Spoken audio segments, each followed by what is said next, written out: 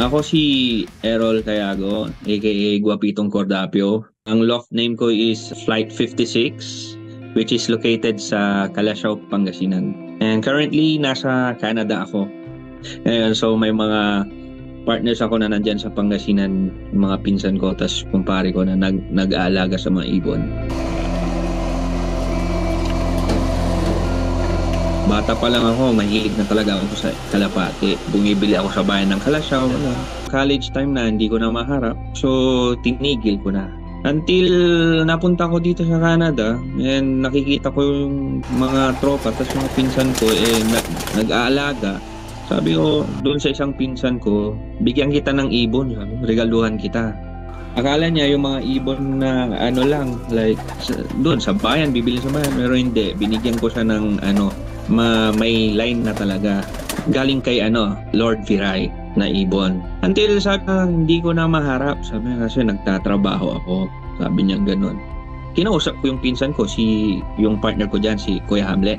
Nung bata pa kami kasi talagang mahilig na kami mga kalapati yan. Talagang hilig din niyang makipag-race, gano'n, sa kalapati. Gusto niya magtayo kami ng look dito sa place ko kasi medyo maluwang nga, makikita maluwang.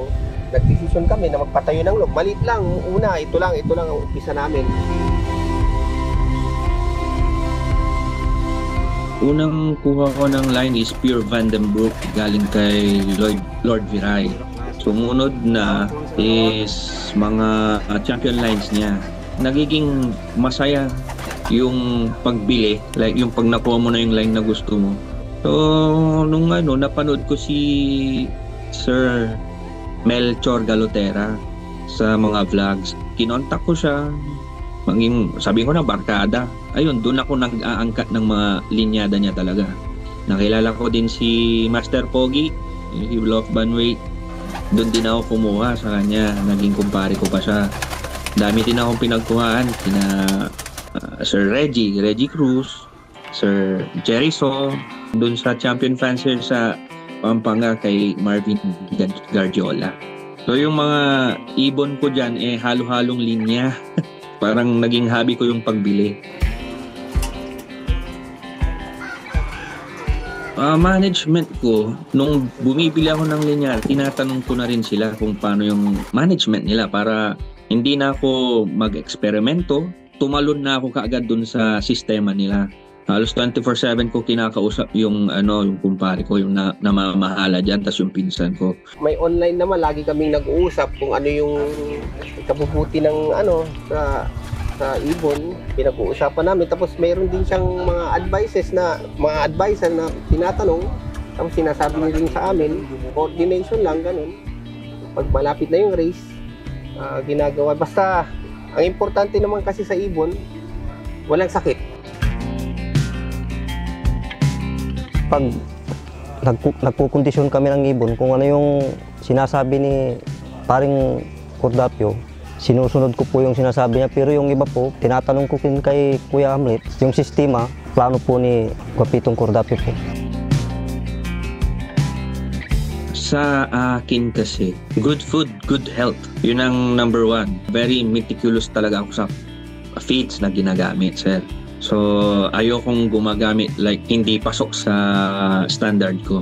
Nakita ko yung isang brand ng feeds, yung quality ng feeds niya. Ito yung Queen Mary feeds, breeder mix and flyer mix. Ever since from the start, yun na yung ginamit namin. Regarding sa halo, which is like mga simple lang naman, yung mga like cod liver oil, ganun, yung mga probiotics and simple mga powdered supplements. Yun lang naman. Ang sinasabi ko lagi dun sa Loftman ko, dapat malinis lagi ang feeds nila. Which is napakalinis. Pinaka-importanteng ingredients sa karera. Dapat malinis ang feeds mo, yung pinapakain mo. Dapat malinis din ang tubig mo. Napaka-importante na malinis at maganda ang klase ng feeds na pinapakain mo sa mga atleta mo, sa mga warriors mo. Sa experience namin na nag-aalaga, matakaw ang kalapati. doon wala ka ng problema.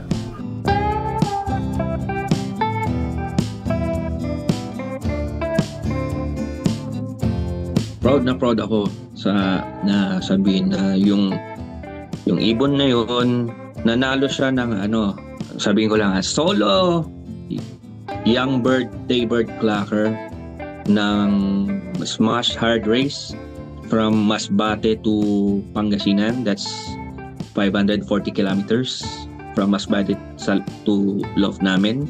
Sa race na yun, dalawa lang ang nag-clock. Yung second clacker is second day clacker. Dalawa silang nanalo sa 600,000 superset. Old Bird, pumarte din siya sa superset. Sa re-entry 2, lahat superset siya. Lap champion din siya sa race na yon. Out of 1,500 birds, I think. All in all, ang nag-clock sa lap na yun is 13 birds. Third lap, that's 330 kilometers.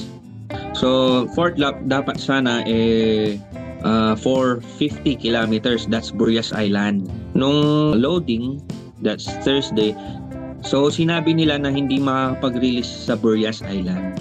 Ginawa siyang Masbate, which is, bale, tumalon siya ng from 330 naging 540 kilometers. That's 210 kilometers ang tinalon. Nung nirelease yung ibon ng Sunday, it was raining. Talagang pati sa Karatig Bayan ng Masbate umuulan.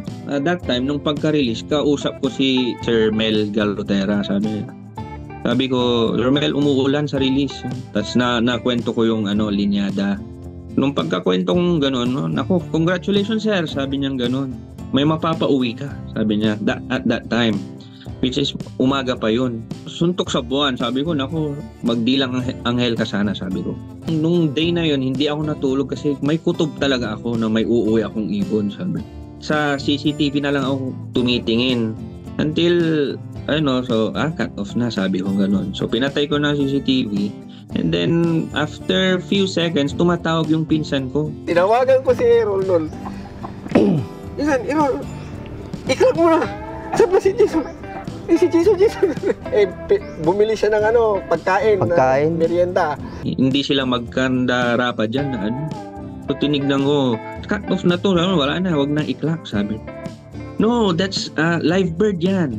Biglang dumating, paano ko kaya ikakakto? Sabi ko nung una, yung cellphone ko wala namang clocking system yun. Sa kanila siyang magkakatapat. Napag-clock ko nga sir, dami na rin bumati, congrats, ganun. Kami pala yung labeled na lap winner. Linyada ni Master Breeder Melchor Galotera, cross kay paring Lof Banway. Bale, unbelievable cross sa Violet cross 588 ni Richie De Leon. Nung una yun sir, kwan yun. Bale yung ibon ng mga D-City sir, 17 yun. Nung Trini, mayroon pa yung hindi pa umuwi yan sir. Nawawala sa Trini, buti na lang umuwi. Kumagahan, hindi mayroon pa nga yung 2 days umuwi sir. Nung nakaraan na naman niya, nagkasakit siya. Gamutin mo, sabi ni Paro, binukod ko sa may kwan sir. Kaya may dalawang training niyan na hindi sumama. Magmula nung kwan, dire-diretso naman yung pag-uwi niya hanggang sa pumasok kami ng final.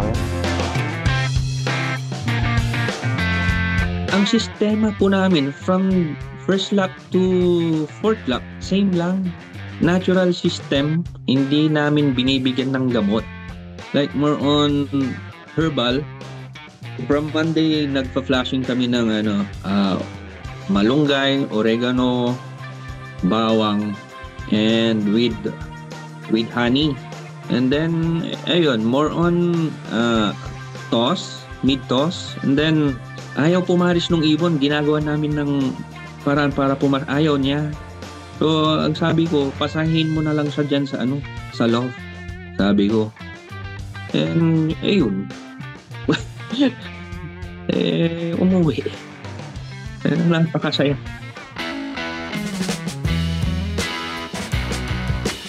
Payo ko sa mga fanciers sa Pinas, kung kayang bumili sa mga idol natin diyan na fancier, yung mga kilalang fancier, kung kayang pag-ipunan, doon na lang po tayo kumuha ng panimula kasi alam mong may gagawin siya. Gagastos na rin lang tayo sa mga patuka. At least makita natin na worth it yung pinaggagastusan natin. Unang-una sir, nagpapasalamat ako sa Panginoon, saka yung taga-midtos namin na si Sir Ruben na walang sawang nagmimidtos sa ibon namin. Papasalamat din ako sa kanya, saka yung kumpare ko na taga-Lingayen, si Brother Luke. Yung plano, ganun pa rin, tututukan, tapos aalagang mabuti, preparasyon, ganun. I thank God. Binibigyan niya ako ng chance na ngayon makapaglaro sa gusto kong hobby while nandito ako, kahit nandito ako. Secondly, my wife, kasi todo suporta siya. Yung mga partners ko dyan, sila Kuya Hamlet Cruz, kay paring Jason Aguares na todo putok sila during race. Todo alaga. Tapos, syempre, dun sa club na dun nanalo yung ibon ko, kay sa Alpha, salamat kay Boss John Alegre, kay Idol Russell Baldago, kay Press Jack Jack at sa lahat ng bumubuo ng Alpha. Tapos dun sa Team Kalasyaw din.